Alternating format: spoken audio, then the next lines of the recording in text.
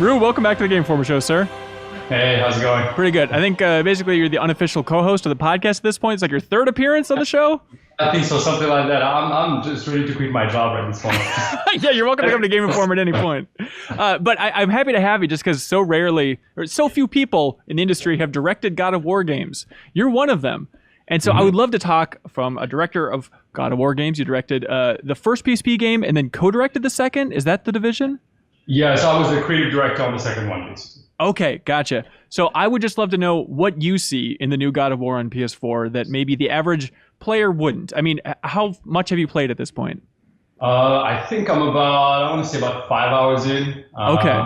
I've just completed the light of Alpine, so yeah, just about 4 or 5 hours in. That's perfect. So we really can't even spoil stuff if we wanted to. So it's going to be a relatively spoiler-free conversation.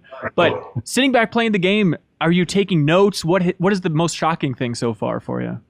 I would tell you the most shocking thing and the most well executed thing is what Corey actually decided to do in reinventing God of War. It's never easy to basically kind of give you back that feeling the first time you picked up God of War and you saw the Blades of Chaos. Right. And there was a click right at that moment where you kind of go, wow, I haven't seen that. This is amazing. I'm playing something that is just absolutely novel. And that was the first God of War. The second, perfected it. It was kind of like this such an iconic thing in the game industry. I think we were all wondering, how in the world does Kratos in that old world get reinvented? Do you use the Blades of Chaos? Do you not do that? And I think it was actually pretty bold and brilliant to do some of the things that they did in completely changing the most iconic thing about God of War. Well, the second most iconic outside of the character was the blades. Right. And just go from what you expected to give you something completely novel. That I think I think people, I'm sure, have written enough about it, but I don't think maybe many people realize how hard it is to do that to an IP without sacrificing its core intent. Well, I mean, do you feel like it sacrifices anything after spending so much time with the character? When you play it, are you fully convinced this is Kratos? This is the Kratos I helped build in some way? Absolutely. That's the beauty of it. I think that's why it's such a hard job and it's so well executed. It's just that it isn't something that, you just take for granted and you just feel like, hey, let's give him a new weapon, new combat system. Then you have to translate everything that Kratos was into a new choreography. I mean, it's like a dance, right? His combat moves is like a dance, and to choreograph all of that into something that feels like Kratos with a new weapon, and not just like a secondary weapon like in the old God was a brand new core weapon that gets upgraded and all that. That was just absolutely beautiful. I think from the moment I started, I was just like, all right, I see where he's going with this. This is like really dialed in and perfectly kind of executed. And the new setting is crazy to think about. I remember we did like a History of Ready at Dawn video back when we had The Order on our cover. And I remember talking to you about the development of these PSP games a little bit back then. And you had mentioned that there were discussions even back then, which would have been before God of War 2 launched, about a Norse setting. Do you remember what those conversations were? Yeah, actually, as a matter of fact, the very first, the start of Chains of Olympus, we were wondering, do we stay in the universe since it's going to be on a different platform, or do we kind of take Kratos out of his universe and go somewhere else? And we toyed with the Norse mythology back then as well, just with the idea of hey, is that what God of War on PSP needs to be? Is it, God of War, but in a different environment? But no, in the end, we basically continued the story. There was so much to tell about Kratos.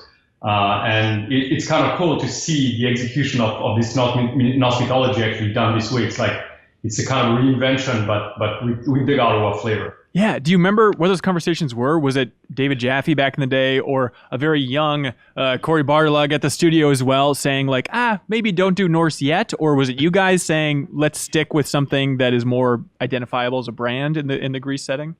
Oh man, I would love to remember exactly what it was. I want to tell you that David was involved at the very beginning, Cory as well, but Cory was so ingrained in his God of War, in God of War 2, right? Yeah.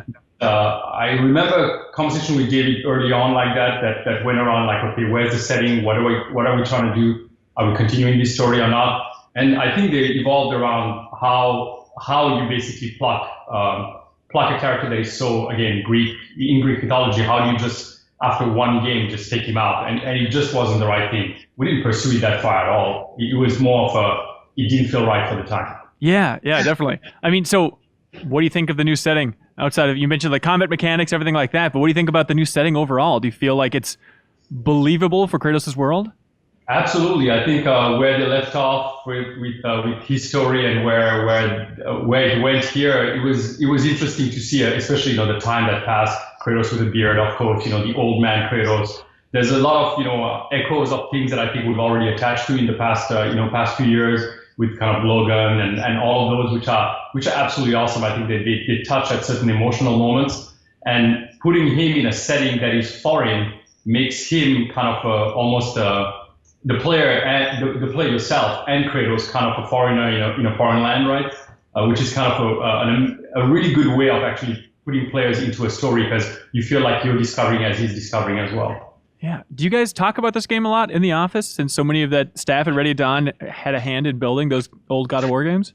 Yeah, absolutely, we do. We always do. We talk about so many games actually that so many of our friends actually have made. We've been absolutely huge fans actually of Santa Monica, Corey, Eric, all of those guys actually out there that we've known for a long time. And we had such a long partnership, and such a very long partnership actually with Santa Monica Studio with Shannon up there. And so it's always great to see games come out of people that you actually know, understand, have similar mentalities.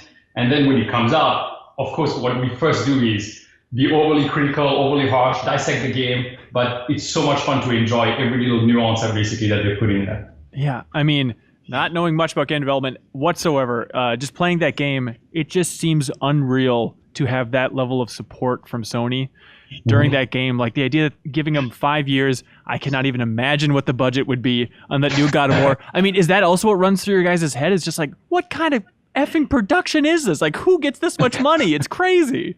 But I think that's the beauty of Sony, right? I think that, yes, you have that in your head when you look at the games that they put out, but I think that's what Sony as a whole on the PlayStation side as interactive entertainment, that belief that they've done, with all their internal teams has been absolutely amazing. It's been so good for the game industry overall. It's kind of cool to see like kind of that passion not just be part of the development team, but be part of corporate as well, having that kind of that guidance from corporate with Kaz having come from PlayStation, all the guys that are actually out there. I think pushing that same kind of passion all the way from the top to all the way to development. Yeah, it's interesting you mentioned internal teams. So with the Order, did you feel that kind of support even though you're external? Do you feel like there's a lot of overlap there of like, I know what it's like to be in that system? Yeah, absolutely. I think that you always see whoever Sony embraces, I think they actually bring some of that. Of course, it's different. Your internal, your external, those are two different kind of like ways of dealing with companies, studios themselves and employees and all that stuff. So you of course feel like kind of the support that they give. We work with a lot of the Sony San Diego guys, for example, to build pipelines that have actually translated into the stuff that the God of War team used. So it's kind of nice to see kind of that evolution of, it's not a one-off. You build something and that thing becomes something more. We relied on things that other studios have done as well in the past. And I think that's what Sony's so great at. It's just kind of leveraging those creative juices to make something that actually impacts everybody. Yeah. I actually was thinking about the Order while playing God of War, just because the camera is front and center with the new God of War, the no-cut camera and all that. And I remember on that cover story trip for God of War, Corey was big on like, I want this game to be anti-film. I want to do something that films couldn't do. And I think to like the Order cover story trip is very interesting because you guys were like, we want to be as cinematic and as filmic as possible with the Order's camera. What do you think about those two approaches? I think they're great. And as a matter of fact, they're not far apart. I mean, the reality of it is that when we built what we did, and I think it was interesting to hear one of the art directors from God of War, Ralph Razzelli, he mentioned that, you needed a game like The Order for the industry, for other things to happen. We did a lot of things that were risky. They were not necessarily kind of the simple kind of path to take. And, you don't know where they're going to hit when they come out. So, that's of course the case. The camera, for example, as much as it was filmic, it was also a real time, no pre-rendered cutscene. Everything was running real time. So although we had cuts, there was already this kind of stake in the ground of like everything's going to be in game, everything's going to be in the game engine. What Corey did, on God of War and with those guys at Santa Monica is kind of an evolution of that, almost as in, okay, what if there was no cuts? What if everything was in game but there were no cuts? How do you basically truly translate the story? So I think the approach is amazing because that is a truly game approach. Movies cannot do that. I mean, movies do sometimes, but they're very hard to actually kind of follow in the space of a movie, 1.5 hour movie, because sometimes you feel like, it can be disorienting. Yeah, you can't do it for 40 hours. Yeah. Yeah, exactly. That is purely a game thing. That is purely like, keep one single camera, make it move around, and try to tell a story to that. Yeah. So I'm trying to understand what it's like for you to play a game like the new God of War. Does it feel like I don't know, seeing Facebook photos from an ex-girlfriend or something? Is it a weird vibe of like, is there any jealousy? Is there any amount of like, God, I wish Ready at Dawn could have tackled this huge project? Actually, I would tell you, I don't think there's jealousy. I don't know, like for us, there hasn't been, purely because we've shared so much with all the studios that we love the idea of like, the one-upping. One studio comes in and just does something so much better that everybody kind of like follows. That's what drives us a lot. So games like this are what we live for, whether we make them or somebody else make them. What it feels like really is yes, there's a part of what you've done in the past that you see reflected in some of the things, whether they were because of it or not. You kind of almost put a definition in there. Like I remember seeing some of my first combat with the troll. And my memories went straight back to the Cyclops with the log, that we had, and I was like, oh wow, like it's not driven by that, but it actually just brings a little nostalgia, into what you've done and how cool the things are. But then you see all the novelty they put in that game, and just the level of execution, especially for the combat, because I think it's probably one of the most brilliant combat, past God of Wars and this God of War has to be like some of the most brilliant combat that has ever been made in games. Yeah. And that is just inspirational. I mean, you sit in front of this and you go like, yeah, that's really cool. And all I want is actually sometimes just to call them and talk to those guys and be like, hey, would you be up for a conversation? Because we'd love to basically just chat about how you guys decided to get there. Yeah. My God. It's got to be bizarre too, just thinking about so much of the messaging around this new game is like, this is a more emotional Kratos. Before he was a big screamy guy, but now he's more emotional. But you think back of like both your games, both of those games also get emotional, deal with him, with familial relations, maybe even, not counting Zeus, maybe even more than the main 3 games. Yeah. Do you feel like those games are still given credit? Like people remember that, like, yeah, the first game, there were some emotional scenes with Calliope. Yeah, no, I think, we heard that. We actually had people tell us that after this God of War game came up as well. The first one with Calliope, the second one with the brother.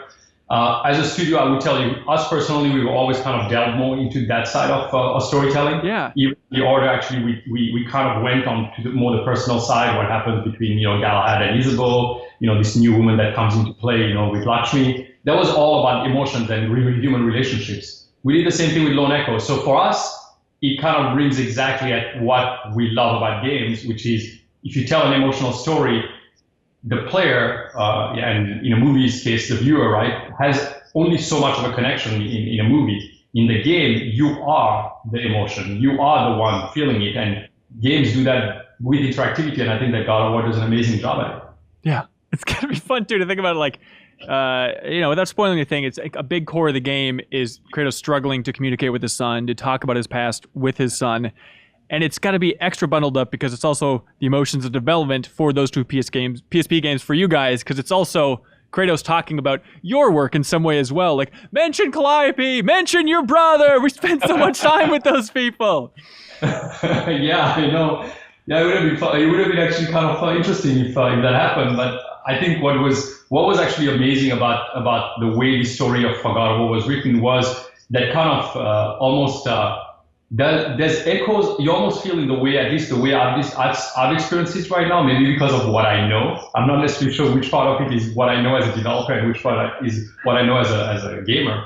I love to see Kratos almost repress some of his past, his family from his first family that he killed. Like, I mean, all of what happened, and repressing that and having those kind of little things come out when those emotional moments happen with his son. It's just these little things that that kind of breakthrough, but not, they don't really, he doesn't talk about it. There is a past.